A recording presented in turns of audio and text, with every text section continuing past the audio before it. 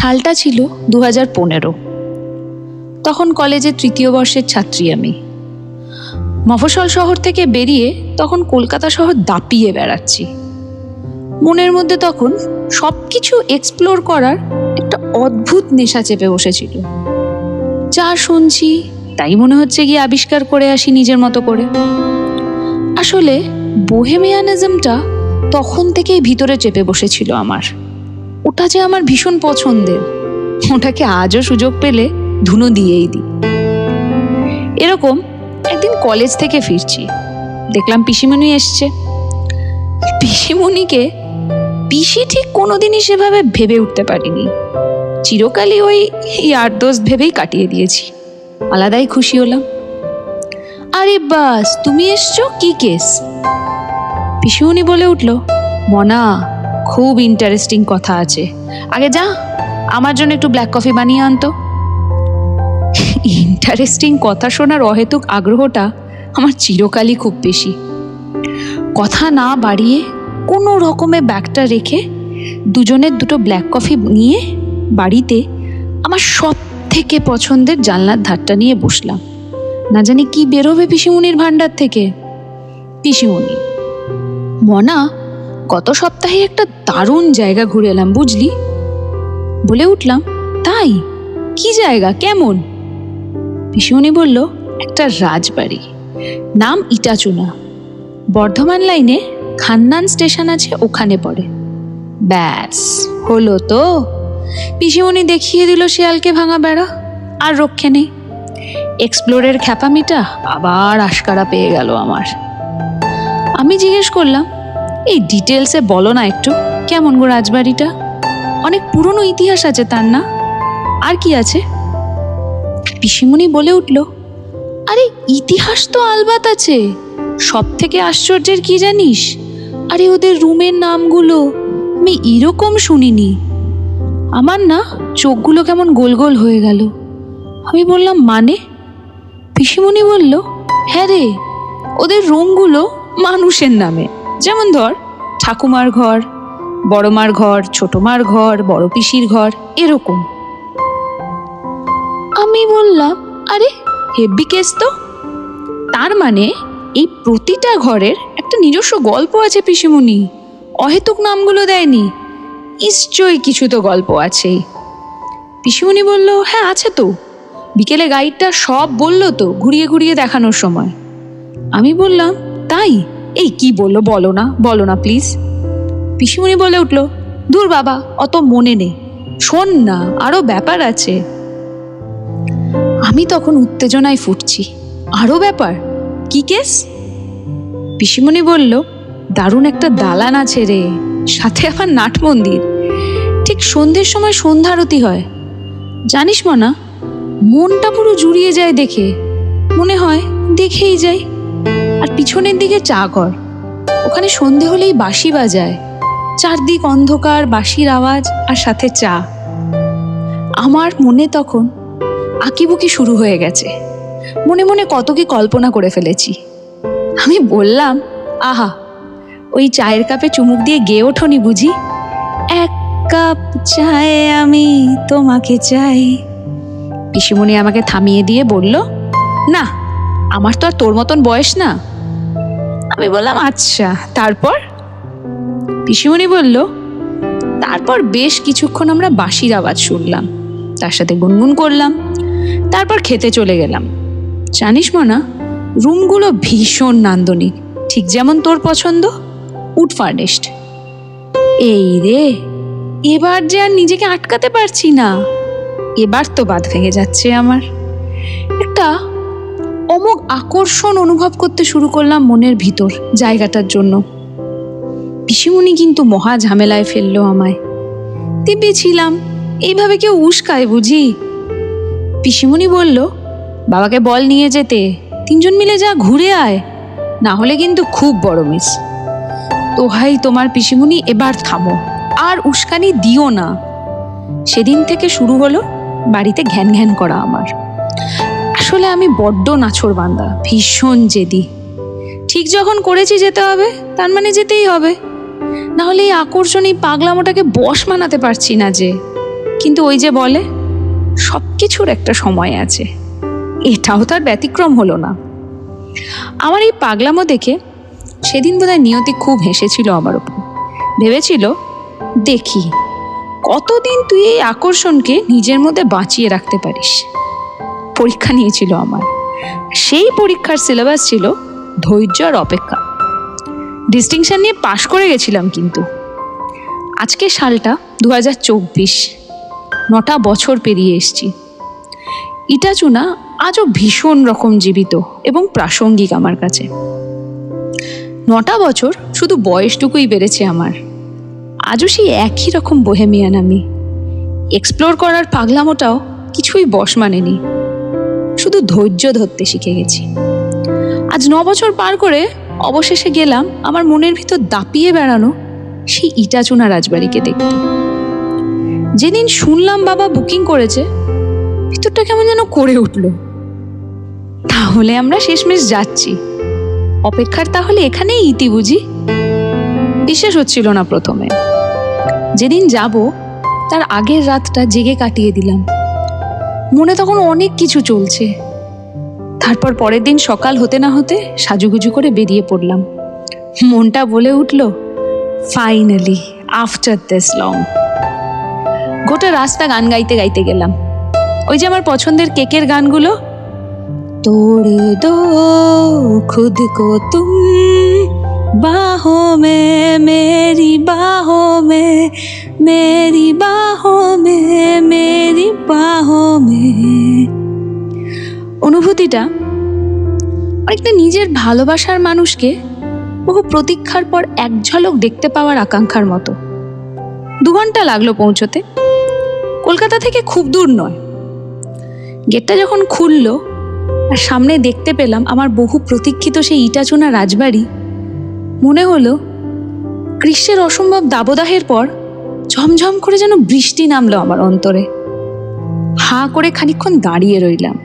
মনে মনে বললাম, তাহলে দেখা হয়েই গেল। প্রথমে যাওয়ার পর আমাদের স্বাগত জানাতে লেবুর শরবত দিল। ভাবছি, আরে আর কতক্ষণ, আর পারছি না, এবার অন্দরে যেতে চাই। খানিক বাদে সমস্ত ফর্মালিটি শেষ করে চললাম অন্দরের পথে। যাওয়ার সময় চোখ পড়ল বেগুনি কাগজ ফুলের গাছের দিকে। দেখে মনে হলো নতুন বউয়ের খোপায় যেমন জুঁই ফুলের মালা থাকে, সেটা যেমন তাকে আরো রূপসী করে তোলে, এটাও যেন ঠিক তেমন। সদর দরজা পের হতেই থমকে গেলাম। আরে এই তো সেই নাট মন্দির। থমকে গেলাম কিছুক্ষণ। মা ডেকে বলল, মনা ঘরে চল। আনমনে বলে উঠলাম, হ্যাঁ মা, আসছি। চললাম সিঁড়ি বেয়ে বেয়ে রুমের দিকে। আমরা নিয়েছিলাম ঠাকুমার ঘর, তবে যে নিয়ে যাচ্ছিল না তাকে বড্ড জ্বালিয়েছি। আচ্ছা, এই ঘরটা কোন দিকে? আর ওই যে ওই ঘরটা? আচ্ছা, এরকম অদ্ভুত নাম কেন আপনাদের ঘরগুলোর? লোকটা নেহাতি অতিথির সাথে নম্রতা রাখতে বাধ্য, তাই এত প্রশ্নবাণে জর্জরিত হয়েও অত্যন্ত মার্জিতভাবে বলল, ম্যাডাম, বিকেলে গাইড আপনাকে সব বুঝিয়ে বলে দেবে, একটু ধৈর্য রাখুন না। কি করে ওনাকে বোঝাই? 9টা বছর ধরে ধৈর্যই তো ধরেছি, এবার তো বাঁধ ভেঙে যাচ্ছে। যাই হোক, নিজেকে সামলালাম, চললাম ঠাকুমার ঘরে। আহা, নান্দুদিন কথা যেন চুইয়ে চুইয়ে পড়ছে। উড ফিনিশের ড্রেসিং টেবিল, খাট, সোফা, মুগ্ধ আমি। দরজা বন্ধ করতে গিয়ে লবিটা চোখে পড়লো। মনে হলো লবিটা বলে উঠল, এখন ঘুমিয়ে নে, সারা রাত গল্প করতে হবে তো আমার সাথে। ফ্রেশ হয়ে চললাম লাঞ্চ করতে। নামার সময় আলো আধারি সিঁড়িটা চোখে পড়লো। কি সুন্দর দেখাচ্ছে! না জানি কত অজানা গল্পের সাক্ষী এই সিঁড়িটা। মা বলে উঠল, কি হয়েছে তোর? সবখানে দাঁড়িয়ে পড়ছিস কেন? মাথাটা গেছে? হাসলাম। বলতে পারলাম না যে মা, তোলপাড় হচ্ছে ভিতরে, কি করে বোঝাই বলো। যেখানে লাঞ্চ করানো হয় তার নাম আহারঘর। গিয়ে বসলাম। মাথার ওপর কি সুন্দর একখানা ঝাড়বাতি। ওই ঝাড়বাতির আলোয় ঘরটা কেমন যেন ঝলমল করে উঠেছে, ভারী সুন্দর লাগছে। তারপরেরও খাবার, রকমারি রান্নায় সাজানো থালি, আহা, দেখেই তো পেট ভরে গেল। খাওয়া দাওয়া শেষ করে আবার চললাম রুমের দিকে। 5টা থেকে গাইড ঘুরিয়ে দেখাবে সমগ্র রাজবাড়ি আর বলবে তার ইতিহাস। বাবা বলল, সেই কোন সকালে উঠেছিস, এবার একটু ঘুমিয়ে নে না। বাবা যতই বলো, ঘুম যে আসছে না। শুয়ে খানিক এদিক ওদিক করলাম, বুঝলাম মনটাকে বাগে আনা সম্ভব নয়, তাই বৃথা চেষ্টা না করে উঠে তৈরি হয়ে নিলাম। ধুর, গাইড যখন দেখাবে দেখাবে, আমি তো আগে খানিক ঘুরে নিই। একা একা ঘুরলাম কিছুক্ষণ। মেঘলা হচ্ছে আকাশ, বুঝলাম বৃষ্টি নামবে। এমনিতেই বৃষ্টি দেখলে কেমন যেন মাতোয়ারা হয়ে যাই আমি, আর এখন এর মধ্যে যদি বৃষ্টি নামে, আমার বোধহয় সাড়ে সর্বনাশ হবে। ঘুরতে ঘুরতে 5টা বাজলো। দেখলাম একে একে সবাই জড়ো হলো। গাইডও বেশ আগ্রহ নিয়ে শুরু করলো ঘোরানো আর ইতিহাস বলা। গাইডটা বেশ মজাদার। গোগ্রাসে গিলতে শুরু করলাম ওনার কথাগুলো। রাজবাড়ির প্রতিটা কোণা ঘুরিয়ে ঘুরিয়ে দেখালো। একেই বলা হয়তো এক্সপ্লোর করা। ঠিক 6টা বাজতেই উনি আমাদের রাজবাড়ির ছাদে নিয়ে গেলেন। বাইরে তখন হালকা ঠান্ডা হাওয়া দিচ্ছে। সদর দরজায় সদ্য আলোটা জ্বলেছে, অপেক্ষা হচ্ছে সন্ধে নামার। দেখে মনে হলো এটা অনেকটা যেন তারুণ্যের শেষ প্রান্তের মতো, মানে এই ঠিক যৌবনে পা দেওয়ার অপেক্ষা মাত্র, নিজেকে সম্পূর্ণরূপে তুলে ধরার অপেক্ষা মাত্র। 6টা থেকেই অস্থির হয়ে উঠেছিলাম। সন্ধ্যা আরতির সময় হয়ে আসছে তো। ঘড়ির কাঁটায় ঠিক 6:30। সেই প্রতীক্ষিত প্রহর আমার। আলোতে ঝলমল করে উঠল নাট মন্দিরটা, সাথে কাঁসর ঘন্টার আওয়াজ। আমি যেন কেমন বাকরুদ্ধ স্তম্ভিত হয়ে গেলাম। পুজো ছাড়া এর আগে অন্ধকারের বুকে আলোকে এভাবে দাপিয়ে বেড়াতে চোখে পড়েনি আমার। মনে হলো গোটা রাজবাড়িতে হঠাৎ কেমন যেন প্রাণ প্রতিষ্ঠা হলো। রাজবাড়ি যেন তার সমস্ত সৌন্দর্য উজাড় করে দিয়েছে আমাদের জন্য। সে যেন এক মোহময়ী নারী, যার থেকে এক পলকের জন্য চোখ ফেরানো ভীষণ ভীষণ কঠিন হয়ে উঠেছে। কেমন যেন হারিয়ে ফেলছি নিজেকে, আটকাতে পারছি না। মন্দিরে গিয়ে বসলাম, হা করে সন্ধ্যা আরতি দেখলাম। বুঝতেই পারিনি কখন যেন পাশ থেকে সবাই উঠে চলে গেছে। তখন আমি একা মন্ত্রমুগ্ধ হয়ে বসে আছি। আমার চারপাশ জুড়ে কেমন একটা মাদকতা কাজ করছে। একাকিত্ব, নিঃসঙ্গতা সবটাই কেমন যেন উপভোগ্য হয়ে উঠছে। মনে হলো একাকিত্বটাকে উদযাপন করছি, আর তার সাথে ঠান্ডা হাওয়া। আরে এভাবেও তো বেঁচে থাকা যায়। সিঁড়িতে বসে কাসরের আওয়াজ শুনতে শুনতে আকাশের দিকে তাকিয়ে রইলাম। আকাশটা আজ বড্ড মেঘলা, যেন অনেক অভিমান জমে আছে মনে। একটু বৃষ্টির অপেক্ষায় করছে, বৃষ্টির জলে মুছে যাবে সেই সব অভিমান।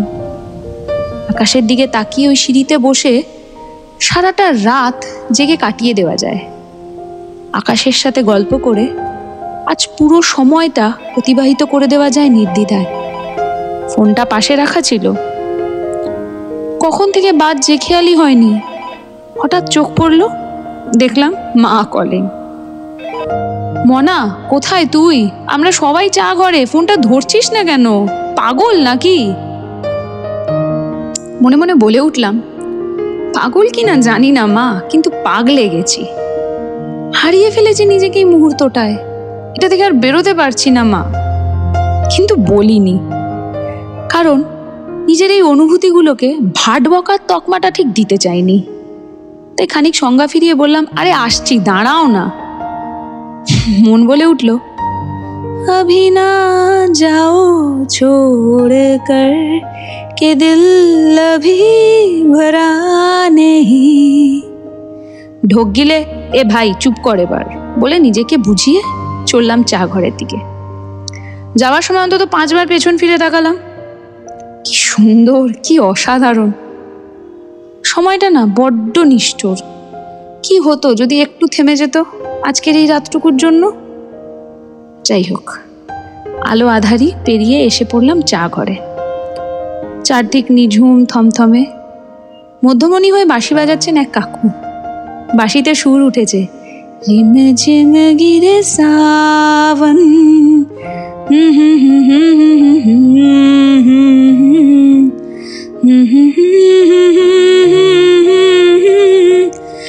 লাগি कैसे ये अगन। আর বাইরে বৃষ্টি হব হব করছে। আচ্ছা, এরপরেও পাগল হতে আর কিছু বেঁচে থাকে? বাসি কাগজ সুরে আমিও গুনগুন করে উঠলাম। পরপর বেশ কয়েকটা সুন্দর গান ধরলেন। অনেকক্ষণ চুপটি করে বসে থাকলাম। তারপর বৃষ্টি শুরু হলো। যে যার মতো ঘরে চলে এলাম। ঘরের ভিতরে গিয়ে আর মন টেকে বাবা বলল, ডিনার করবি না? তখন এই মাদকতা, এই পাগলামি ছেড়ে বেরিয়ে যাওয়া আমার পক্ষে আর সম্ভব ছিল না। আমার শরীর জুড়ে ছিল না একটুও ক্ষমতা। বললাম, না, খিদে নেই, তোমরা যাও, খেয়ে নাও প্লিজ বলে ব্যালকনিতে এসে দাঁড়ালাম। ঝমঝম করে বৃষ্টি পড়ছে। মনটা গেয়ে উঠল, ऐसा क्यों होता है तेरे जाने के बाद, लगता है हाथों में रह गए तेरे हाथ, तू शामिल है मेरी ये हंसने में रोने में, है क्या कोई कमी मेरे पागल होने में, नैनू इश्क तेरा ले डूबा, हाँ इश्क तेरा ले डूबा। রাজবাড়িটাকে কি যে অপরূপা, কি যে মোহময়ী লাগছিল তা হয়তো ভাষায় বর্ণনা করতে পারবো না। শুধু বুঝলাম আজ সারা রাত জেগে থাকার রাত। আজ আকাশের সাথে, এই রাজবাড়ির সাথে গল্প করার রাত। এখানে সময় থেমে যায়, এখানে অনুভূতিরা আশকারা পায়, এখানে একাকিত্ব উদযাপিত হয়, এখানে নিয়মের, অনিয়মের, বারণের, শাসনের বেড়াজালটা ছিঁড়ে যায়, এখানে খানিকক্ষণ বেঁচে থাকা যায়। সারা রাত জেগে বসে রইলাম। বৃষ্টি স্নাত রাজবাড়ি, মাতোয়ারা আমি, আর উন্মুক্ত আকাশ। একটা অদ্ভুত ত্রিকোণ প্রেমের গল্প চলল। কিন্তু যখন ভোর হব হব করছে মনে হলো, ভাই এবার শুতে যাই, নাহলে ধরা পড়লে মার কাছে একদম প্রেম কাহিনী দি এন্ড হয়ে যাবে। কে চুপচাপ শুয়ে পড়লাম। যখন উঠলাম 8টা বাজে। হুড়মুড় করে তৈরি হলাম, আরে কলকাতা ফিরতে হবে তো, ব্রেকফাস্ট করতে যাব। নাট মন্দিরটা চোখে পড়ল।